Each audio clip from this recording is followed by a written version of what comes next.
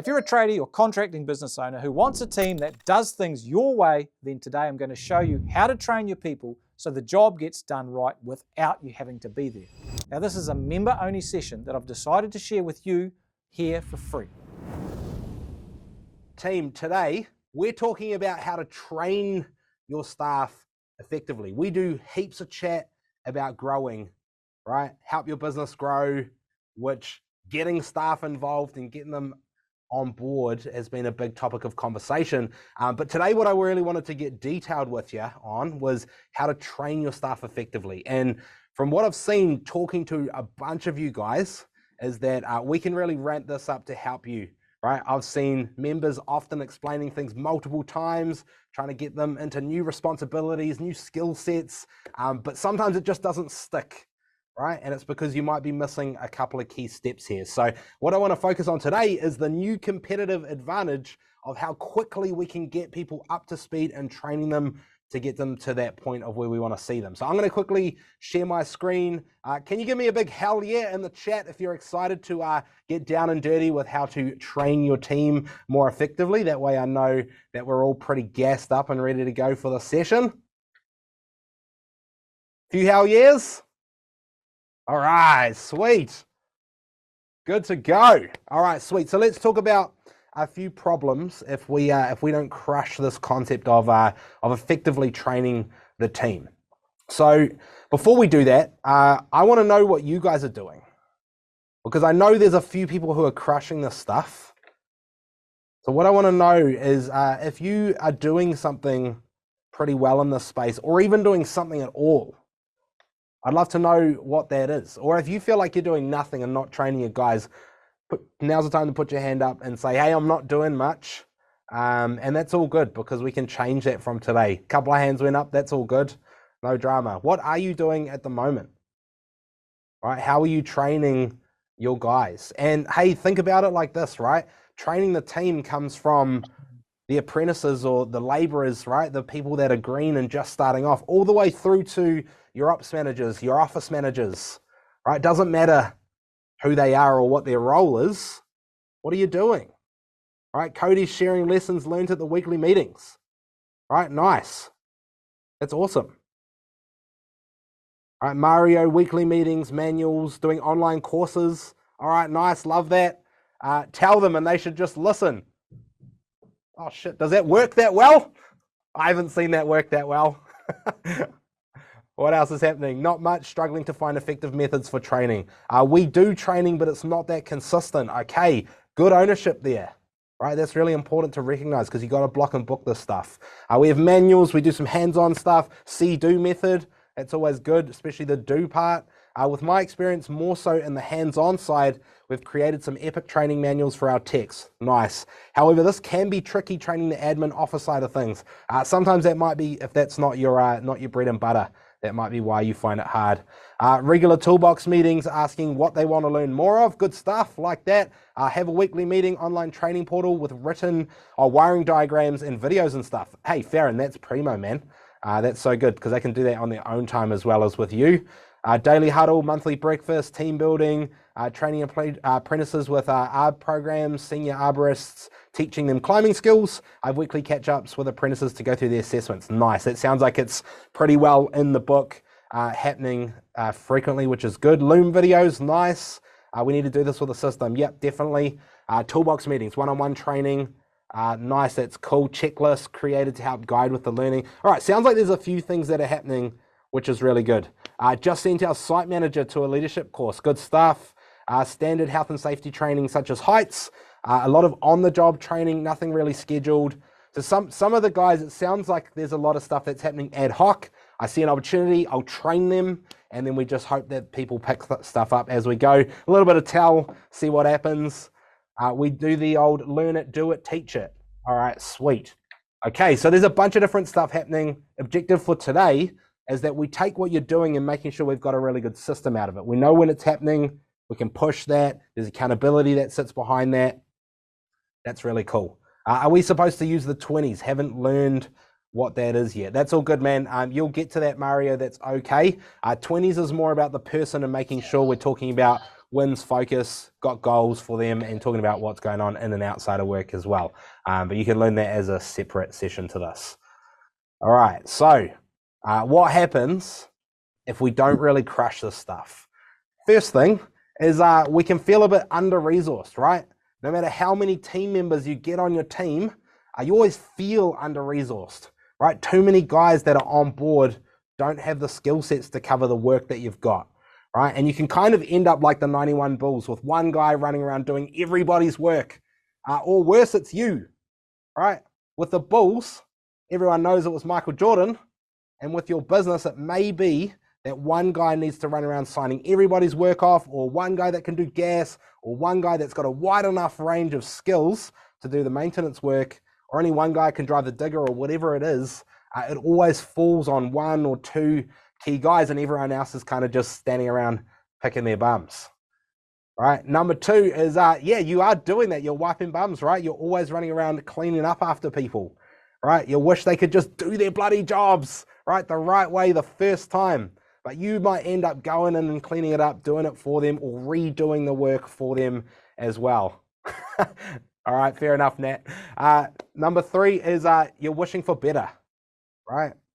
The grass never really looks green enough, and you're always waiting and wishing for that bloody unicorn team member that's going to show up, fix, seal, solve all of your problems, right? Surely that guy's out there, right? And what happens is you end up getting jaded, right? You're jaded with the process, and you begin seeing hiring good people as an impossible thing, right? And it turns you off the idea of growing your business either consciously or more dangerously subconsciously, right? You know it or you don't. Right? Anyone ever here felt like getting someone new on board is just going to be a headache? Most of us, eh? Yeah, maybe you've sat in this boat. Yeah, you're there, Adrian. Fair enough, man. And the last problem is it ultimately means you can't grow your business, right? You never quite get the ability to move past that level of your team's ability, right? And if you can't train others to develop their skill sets, their responsibilities, they'll bottleneck as far up as the chain of command as a skill set really lies, right? If your techs can't solve a problem, it passes to their manager. And if the manager can't solve it, or it's bottlenecked with the rest of the team's problems, it ends up falling to you, right? And eventually you bottleneck, and then things don't happen, right? Which stalls growth, right? If you felt that before, give me a nod. All right, a few of us probably felt that before. Yeah, I see it. Okay, but if you crush this and you get this right, the opportunities on the other side live strong. The first one is you're efficiently resourced, right? So now we're thinking about the 97 Bulls. Every person is right for their job, and there's a wider range of skill sets per person as well. And this really cuts down on the need to shuffle guys around, get in there and do things yourself, and allows a wider range of work to be undertaken without much difficulty, right? And what it means is your guys can take care of themselves, right? They have independence and they have initiative. And not only that, they actually become confident in their abilities, which leads to that greater initiative being taken. They'll think for themselves, they'll pick things up and do them, even if they haven't really come across that exact situation before. And this is massive for productivity, right? But also for the team culture. And that leads to increases in staff retention, as autonomy is hugely valued by employees. Even if they don't know it, people love to just be able to go there and do things themselves, right? And not have to rely on somebody else. And what ends up happening is you become stoked with your team. Your team's rock solid, as well-oiled as the old Spartans from 300, right? You no longer look for that unicorn person, and the grass is no longer greener. What you realize is that you actually have the potential to create a great group of people, a great group of capable team members, and don't feel dread at the idea of adding another one to the mix. And lastly, you become unstoppable. You have an unstoppable business. By adding more workflow and more staff, it doesn't scare you anymore. It actually excites you, right? Flip the switch there a little bit. And bottlenecks stay where they belong or they're hired for, right? Rather than pushing their way right up the top of the chain of command and ultimately resting with you, right? And this ends up freeing you up to focus on business improvement and sustainable growth, the stuff that you're here for, right? So really what I want to do today is I want to go through 5 key principles to make sure that we crack this really well. So number one for me is we've got to start right at the tippity top. We've got to hire coachable staff. And this is massive, right? Because if you hire somebody that's stuck in their ways or not coachable, you will actually have a really hard time getting more out of them than you already have gotten, right? And it's super important to job test staff through that interview process to really get a gauge on where their skill sets are at right now. So who here knows the 11 steps, the 11-step hiring process? Put your hand up if you do. Most of us have probably seen or used this before. Not seeing as many hands as I'd like, but that's all right. We'll work on that. But most of us have seen this 11-step hiring process, right? We go through it, we shortlist all the way through, and one of the key points in there is to job test them, right? On the job interview, job test, whatever you want to call it. This is a massively important part of the interview. And you might see this show up in a few different ways, depending on if you're hiring a tradesman, an operations manager, an admin, an office manager, scheduler, whatever the role is, you probably test them for coachability in a bunch of different ways. But testing them for coachability is massively important. So one way that you can do this is you can role play a situation, whether it's a situation of doing like an accounts receivable call, if it was going to be like an office admin, right? Them calling to collect the debt. It might be how they handle an on-site customer for a tradesman, or actually getting them to test a skill and having them there with you for a part of a day. But if you role play it through, or you get them to do something and you give them feedback, what you want to do after that is see if they've taken on your feedback when they do it again. So if you can role play it and then give them some feedback and then role play again, it's a massive indicator of whether they'll take on feedback and they're coachable. And it gives you a huge head start there because you know you'll be able to actually train them, right? So you can do a role play, or you could do a task, give them some feedback, do the task again. And what we're doing here is we're not really assessing the skill so much as the ability to self-assess, take feedback, and immediately implement some simple learnings, right? Mike said in the chat, changing long-term staff habits is bloody hard. This is a perfect time to actually test that, because you're right. You're absolutely right. If you've hired somebody that's done something in one way for 30 years, it's a harder one to change, right? We have to accept that, but we can test that right at the start. So furthermore to that, when firing on all cylinders, your staff will end up training your staff, right? So the managers will train the tradesmen will train the apprentices, etc. Right? So I guess one thing that I got from my previous roles is if I was the manager, I used to work at Spark, which is one of the telcos here. A huge thing was that you had to train your replacement, right? So if you're a 2IC, we had 3 ICs, which weren't really in roles. You had to actually get this person ready for the next role. Otherwise, you couldn't be promoted, right? It was like a big culture thing there. It wasn't necessarily a rule, but it was a massive culture thing within the business. It was actually huge because it got people really good at stepping people up rather than roadblocking the people that were beneath them. So it was huge, right? So if you're after an ops manager, right, has this person ever, like if your tradesman was keen on like an ops manager role, right? Have they ever trained someone through an apprenticeship or been a buddy or got a few guys through and up to speed in a bunch of different areas, right? It's a great thing to look for when you're hiring for that role, to know that they're going to come in and then train your tradesman, right, to get them up to their skill level or even better, right? Yep, succession training, that's it. Nice. Second key principle here is to plan it out. So some of you guys actually do staff training already, right? Who here actually follows a plan? Just maybe quick show of hands or a yes in the chat. Who actually follows a plan when they do their training with their team? A few of us, okay. Excellent for you guys that do, right? And then if you look wider than that, do those sessions that you run, do they fit an overall plan for the development of your people? And if not, you might be missing a trick here, right? So what I want you to imagine is going to the gym, right? You go to the gym and you've got no fitness goal, right? No idea what specifically you'd like to improve, right? Do you want to get more bulk, right? More size? Do you want to get fitter? Do you want to get more toned? Right? If you didn't have that, you wouldn't know what to do, right? You'd have no idea how to achieve any of that. And also when you go to the gym, right, no idea what any of the machines do, right? What would you expect if you had no goal, no idea how to achieve it, no idea what any of the machines do, right? What would you expect? You expect you wouldn't get much of a result, I'm sure, right? So you might be thinking right now, my team need more training, and I see that all the time, right?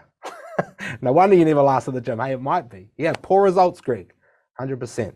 So if you're screaming out, my team need more training, but you're not following any plan, it's the same thing as the gym, right? So what we want to do is we want to start with their job description, right? And then get really clear on what they're crushing already, or they know how to do, what they've got a bit of an idea of, what they don't know what to do yet. And we want to follow through and create a training plan and actually do the training as scheduled, track progress, repeat, and learn more and more, right? Yeah, awesome, Nat. We're actually revising our training calendar right now. We have to do this annually. Yeah, that's huge. We've got to plan it out. Number 3 is we got to take the time for training. All right. Anyone here, quick show of hands, anyone ever explained a concept to a team member only to have them do the opposite later that very week? Anyone ever done that before? Mike Buchanan, I knew your hand was going to go up. Quite a few of us, right? So the question is, how many times did you tell them? Right? Did they explain it back to you, or did they just give you the yep, I've got it? Or did they show you? Right? Crazy fact. Humans, on average, take 7 exposure events before they actually remember something. Right? That means you may need to tell them something 7 times. Or I may need to see it 7 times before I get it in the old noggin. Right? But this is reduced if I do the thing. Right? If I go and do the thing myself, that number comes down from 7. But I still need to be supervised, right? I need to get seen that repetition to develop the confidence and the autonomy just to be able to go out and do it myself and love it, right? And the thing to remember here is that practice doesn't make perfect, right? The old saying, practice makes perfect, wrong. Practice makes permanent, right? So if they're practicing something in a way that you've told them and never observed, they might be doing it the wrong way and getting the wrong habits nailed down, right? So you can't expect to just tell people stuff and they just remember it and nail it. You need to take time for the training. It's really important to remember. So a big thing here from us, from the leadership stance, is we need to diary this. All right? We need to diary it for ourselves, and then we need to diary it for the person who's learning the thing, getting the training. Right? So diarize it for yourself or whoever does the training and for that person. And you've got to make this a priority. It's big on the priority order, right? You've got to do it. Otherwise, it'll get wiped for the other stuff that comes up. All right? Not sure if you guys have experienced this before. Maybe when you were learning something and you got told you were going to learn something Wednesday, 2 o'clock, and then the boss brushes it because something came up. Had that before? I've had that before many a times, right? It happens. It's so easy to do. So we need to make sure we take the time, prioritize it, or it'll never happen and things will never change. All right. Number 4 is we've got to do the contact work, right? You have to do the hard work, and it means more than just talking, right? Imagine your favorite sports team, right? Do you think that sports team shows up to the whiteboard session on Monday and then break up for the week and then meet on Saturday and play? No, obviously not, right? High performance. So what they do is they come to the whiteboard session on Monday and then they train all week in game simulation and then they play on Saturday, and that's how they perform at their best, right? You need to do the contact work. You need to do that hard work. This means role plays. It means real life simulation. It means answering questions, working things out, practical practice, right? You're prepared to put time and money into making ads, putting out ads, hiring incentives. Are you prepared to spend the time and the money into your workshop and training and getting those tools that you need to train the guys prepped, right? Sending guys to courses to spend a day or 2 with someone else who specializes in a certain type of work? That's all we need to flesh out and answer, right? And then we need to repeat that. And then number 5 is we've got to learn to love it, right? Kind of like eating broccoli. You learn to love training your staff, right? You might not like it or you might not love it the first time, but the more you do it, the better it tastes. It's so beneficial, right? Who here loves a bit of role play? Anybody? I love role play. It's one of my favorite things. Anybody else? Bugger all, eh? I knew it. Nobody really loves role play, right? Especially when you're on the other end of it. But honestly, the problem, it's us, right? When we do the training, or whoever's doing the training, like, we need to champion this. We need to go really hard, and we need to learn to love it like we learn to love our broccoli, right? If you hate this stuff and you treat it like a chore, you may as well stop, honestly. Training's awkward. It actually is. It is kind of awkward, right? Role-playing situations doesn't feel that natural. It's time-consuming. We always hear that saying of, it's not like this in real life, right? I'm better with the customer when I'm doing it in the real situation. It's only awkward because I'm talking to you, right? I'm sure you guys have heard these excuses if you've ever done a role play. I definitely have, right? I'll crush this when I'm out there in the real world doing it with the customers, right? We get it. I know. But training isn't supposed to be easy, right? It's supposed to be hard. And that's the stuff that makes the game easy, right? Back in the day when I played a bit of rugby, we used to do these things called hinny mullers. Any of you guys from NZ that have played rugby, you've probably done these before. They absolutely suck. But we did them until we threw up. And if we lost on the weekend, you bet your ass we'd do them more than once, and we'd throw up more than once every week, right? But what it means is that in the 80th minute in the game, I could still sprint, even as a hooker, a full length of the field to get a try, right? So the thing to remember is the guys won't embrace this if the leader doesn't, right? So get excited about the prospect of training. Love role play, love simulation. And hey, if you want to call it something else, right? In MMA, if anyone has ever done any sort of conditioning sport or sport that you have to be real conditioned to do it, we used to have like the normal training where we'd practice everything. We'd call that dinner. And then when we did the conditioning, we'd call that the ice cream or the dessert, right? And what we'd shout is, eat it up, when we're smashing our shins together to try and build up this toughness through our bones, right? And we called it that to try and like get our brains in the right space, because there's no glory in supporters on the extra mile, right? You need to be the voice behind the team on this one. Okay, let's pause for a second.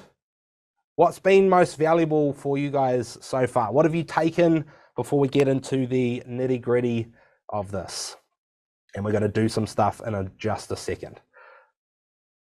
What have you taken? What have you got from the session so far? Planning it out, nice. I think this might be a big one, eh? Taking the ad hoc stuff that we do and getting it locked into a bit of a sequence, right? No plan equals no result, 100%. Training schedule, nice. Need to lead by example. Yeah, it's massive. You absolutely need to lead by example if you've got any other leaders in your business too, right? Any office managers training an office admin or an ops manager training your guys. Learn to love it. Making time, sweet. Learn to love it. 7 times exposures. Yeah, it's crazy, eh? The guys won't embrace it if you don't. Need to learn to love it so it really gels, right? Get a teachable team and planning it out. Don't wing it. You need to bring your enthusiasm to it. Yeah, cool. Role play isn't just for the bedroom. Nick and Brad, great learning. All right, nice. Need to get some training and planning in there. Role playing, I got to do it. Yeah, think about the situations, right? Role playing is super appropriate for a bunch of situations. That's cool. Plan it out, take time, consistency, learn to love it. If you don't like it, neither will they. Yeah, huge. Make job description clear. That's a big one, absolutely. Learn to love training and plan it. Lots of stuff taken from this. That sounds bloody epic. Planning and role play it out. Coachable staff. Yeah, hire the coachable staff. That's huge. That's a big one, eh? If you can crack it right at the start, you'll have an easier time down the track. That's for sure. Okay, cool. So we're going to go through a bit of a sequence on how we can get this right. And it starts with the JD. Right, so this is the absolute cornerstone of the training, right? It gives you and the employee pretty much a clear list of capabilities that must be mastered to crush it in the role, right? Before making training plans, it's an awesome idea to go back and revisit their JD, whether you do it by yourself or you do it with them and clear it up and get them to go through it again. What we're trying to do here is we're trying to get clear, make sure it makes sense for the role, get it up to date and correct so you don't have any pushback against what you're trying to teach and hand over. So in the workbook on page 7, there's an example of these. Just chuck yes in the chat if you've got JDs for at least your tradesmen, right? Chuck yes in the chat if you've got them. Hopefully a lot of us should have. Yeah, most of us do, right? Now, whether they need some work or they're pretty good right now, I don't really mind. You've got something to lean on at the moment. And now there's a bunch of stuff that comes within a JD, but what we're looking at here is the responsibility section that we've got in it, and also those key performance indicators as well, right? Some of that stuff might not be exactly what you're looking for in a training plan, like turning up to work at the correct time. But in that JD, we should have a clear list of capabilities that must be mastered for them to do a good job. It's an awesome way for them to go, yep, if I'm ticking all of this, I know I'm doing a good job. So having that clear and locked down is massive. If it needs some work, that's okay. Don't stress that, right? Before you go and make your training plan though, it could be a good idea to go and look at this thing again. We'll come back to this pretty shortly. The second thing we want to do is we want to really get clear around their goals, because training is not just about capabilities, right? People need a reason to actually learn and grow and develop. Otherwise, there won't be that fire in the belly to really step up, right? It's the why that sits behind the effort that'll be required to get through all this sort of stuff and get to that point where you're fully happy with them to go and do it by themselves, right? And it's important that we take time to find these things out, get deep, and then factor these milestones into the plan along with the JD related stuff there as well. And so when we go through the development plan in a second, I'll talk to some of that stuff. And what you might do is you might find some of this stuff out through the hiring process, figure out what they want to do through the years. You might find out some of that stuff through the 20s, right? It's an awesome opportunity to dig deep and figure out what they want to achieve, why things mean like this to them and why things mean like that to them. It might be outside of that as well. Now, if you're doing these already, these sorts of rhythms, the 20s, the performance appraisals, these are awesome opportunities to really dig deep, figure out what their goals are so we can get that fire and make sure they're keen to come and learn this stuff, because we want them to take ownership of it, all right? The next thing we want to do is we want to create the order. So we often talk about this thing that we call a traffic light system here. We use traffic lights for a lot of things, but I think this makes it really easy. So what we want to do is, if we go back to the JD, we want to go through the JD with the team member, and we want to get really clear on what they can do right now and what they're good to go at doing, what they might need a little bit of a support with, and then what they might be kind of stuck with and we really need to train them up on, right? And so we call them the greens, the ambers or the yellows, and then the reds. And it's as simple as that, 3-step process. So the first thing you want to do is you want to get really clear on what the greens are, right? So if Adrian, you're in my team and I needed you to be able to do a certain task, I'd want to know if you were good to go and you could do it by yourself, no questions asked, without any sort of supervision, right? The next thing I want to do with Adrian is I want to test him and make sure that I know he's a green with that thing. And then what happens there is it goes straight into the schedule or the default diary or the capabilities list, so they could be scheduled on that type of work, right? And so that's the greens. And we just want to go through and just highlight the things that are greens for that person already, right? And once we've figured out what's green, then we need to go to the ambers or the yellows, right? And we need to start with those next, because this is really important for building up momentum, right? Learning any skill in life is about momentum. You need those wins to keep getting wins and to build on top of the stuff that you've already got. Also, it means if you get them doing all their greens straight away, working on the yellows straight after that, that's going to get them more greens, which means more greens, which means more competency faster, which means that they're more capable and useful to go and do more work for you out on the jobs, right? And then we can work on the reds later. Give me a big double thumbs up if that makes sense, team. That's hugely important. Nice. All right, let's get rid of this. The next thing we want to do is we want to start planning out the milestones, right? So plan out the milestones in a training plan or in a development plan, right? Needs, capabilities in order, and with some dates, some accountability that sits behind it as well. And that way you can hold each other accountable, right? Because when you think about it, it's actually more likely that you will be the one that will fail to stick to this plan, right? And you want them to feel like they can challenge you on it and hold you accountable to showing up, right? Because it's pretty likely that they'll naturally feel like they can't come to you and say, hey, we should have been training on this week, right? If you really think about it, they probably won't feel like that as much as you think that they can do, right? So what we want to do is pre-frame it beforehand. They can hold you to putting this to work. After all, at the end of the day, it's their career and their life that's at stake, right? They want to build the capability so they can get the next role, so they can cash the next paycheck, so they can build the skill set to achieve whatever goals they have. And then we want to get it up, get it public, and celebrate the movement, the achievement, the milestones that they get, all right? And then we want to block it and book it, right? This is the hard thing. This is the stuff that we need to do straight off the bat. Make sure it's blocked in the calendar so that it happens. And we make sure that we look at it as a priority. All right. We need to take the time for training. And it probably is going to take more time than you think. So this next one's all about the follow through, right? The follow through is the hardest part. It takes the blood, the sweat, the tears, the real commitment. But that is where the results will lie, right? There's no spectators on the extra mile, but it's where the champions live, right? So one-to-one coaching is pretty self-explanatory. It's the 20s, the performance reviews, any one-on-one opportunities to learn and teach. But the problem is we often teach and it doesn't mean that they actually learn, right? So I'm going to go through something real quick with you in just a second. But the thing that sits behind this is, I don't know if anyone's ever heard of like kinesthetic or auditory types of learners. Most people might have. I'm not sure. Dwayne, I saw your head pop up as soon as I said that. But honestly, I think they're kind of bollocks.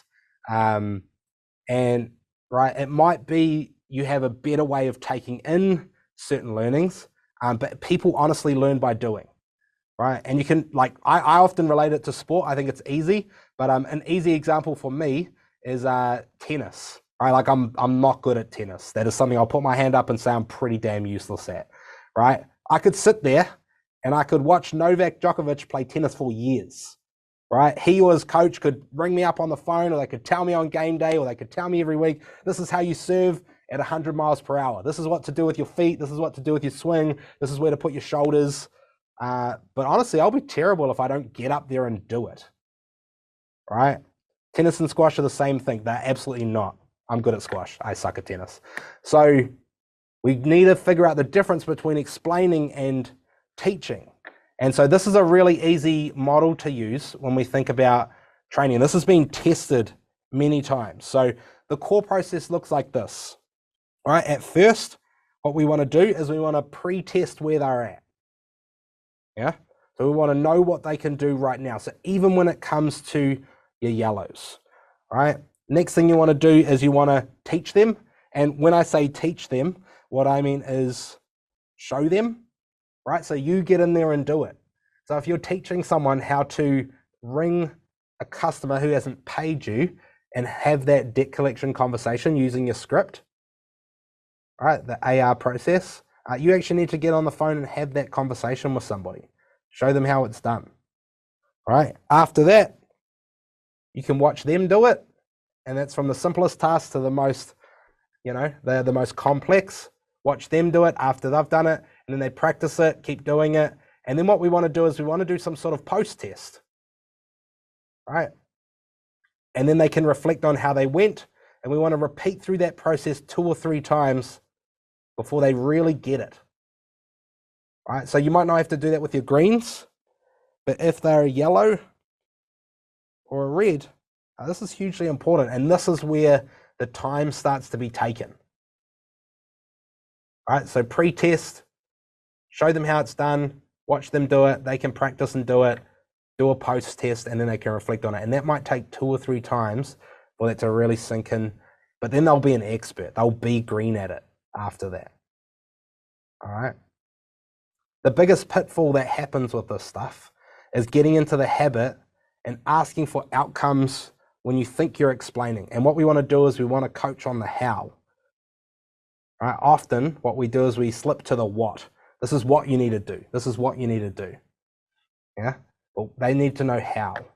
So it might be the tone of the voice to deal with that situation and that specific one, or anything else. Post-test is seeing them do it at the end of the day. So that might be really simple for something on site. It might be a bit more complex if it's something bigger that they need to learn, or a full process that they're going to manage. It's not teaching a game, it's seeing them crush it. All right. So what we're going to do is we're going to make this a little bit more practical. All right.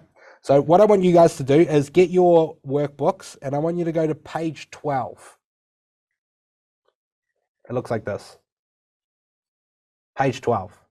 And I want you to pick a team member who could improve in a couple of different ways. Don't have to be bad, just somebody. All right. Pick somebody. And I want you to write their name down right up the top. Whoa. Now, what I want you to write down next is two or three things that they can improve on for big impact. All right. It might be how they deliver on a job. It might be how they communicate. What I don't mind what it is. Right. What three things could they communicate on? All right. It might be that your tradesmen, they need to improve on giving feedback. They might need to improve on dealing with clients on site. They might need to improve on getting things into their job management software. You know, if it's actually a training thing, not a compliance thing. That's big key here. All right. It might be training on how to train their apprentices. For an ops manager, it might be dealing with staff and having difficult conversations. It might be running an effective toolbox meeting. It might be getting them more effective at doing the 20s. It might be them improving their assertiveness when dealing with project managers. All right, an office admin, it might be improving their ability to call the overdue debts, scheduling more efficiently. All right. So pick your person and write down 2 or 3 things that they could improve on that would have a big impact. It might be individual things on site. I don't mind what it is.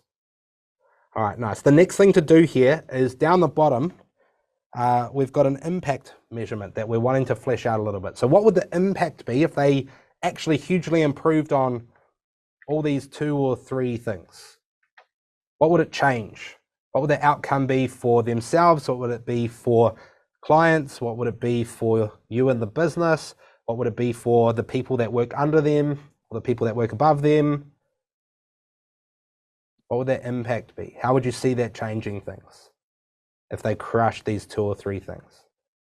All right, sweet. So what we're going to do, guys, is we're going to jump into some breakout rooms and we're going to discuss this.